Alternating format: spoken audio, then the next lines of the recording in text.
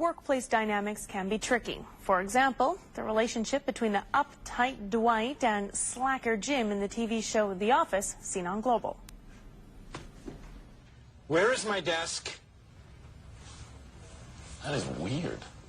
This is not funny. This is totally unprofessional. Okay, well, you're the one who lost the I desk. didn't lose my desk. Okay, calm down. Where was the last place you saw it? Okay, who moved my desk? Now, Dwight does eventually find his desk in the men's washroom. Obviously, not all workplaces are like this, thankfully, but there are plenty of other challenges with coworkers and employers. And author Sherri Elliott joins us now. Now, Sherri, you address some challenges in Ties to Tattoos. That's this book here, turning generational differences into a competitive advantage. Interesting topic. And you say workplaces right now are made up of distinct generations. Explain that to us a little bit, if you could. That's right. We have 4 different generations in the workplace right now. And the reason that is because the people in their 60s, which are traditionalists, are not leaving the workplace right now. They can't afford to. We hear about our retirement savings, and it's cut in half because of what's going on in the economy. And then we have our younger generations, which are millennials.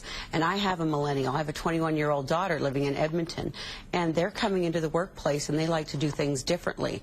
And so we have a very large spread within our workplace, and we all communicate differently.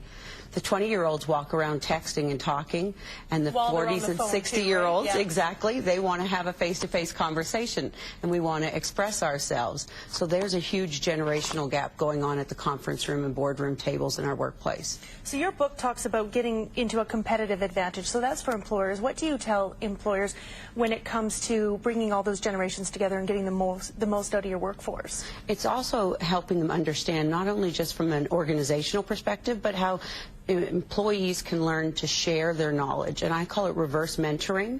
So maybe some of the people who are in their 40s and 50s can take all that knowledge they have and share that with the younger generations, because they're the ones who are going to be leading our companies soon.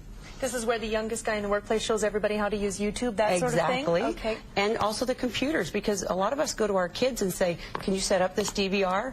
I mean, there's kids doing PowerPoints at the age of 5. That's amazing, So isn't it? we really need to be sharing our knowledge across all generations. So now, does this put any particular generation at a disadvantage? We just talked about how younger workers are seen as being more technologically savvy. Does this put older workers in a tough place at all?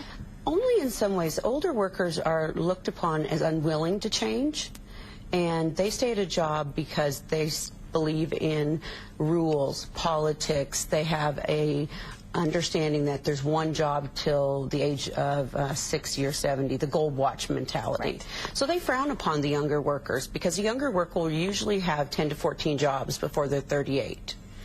So Right. they Very resist change. It's very different.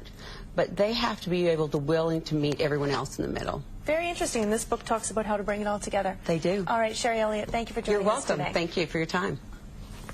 And for more information on Sherri's book, you can check out www.ties2tattoos.com or go to our website and click on links in the news. Well, this is a business idea that embraces the phrase fresh from the oven. How fresh are these Alberta pizzas? We'll show you this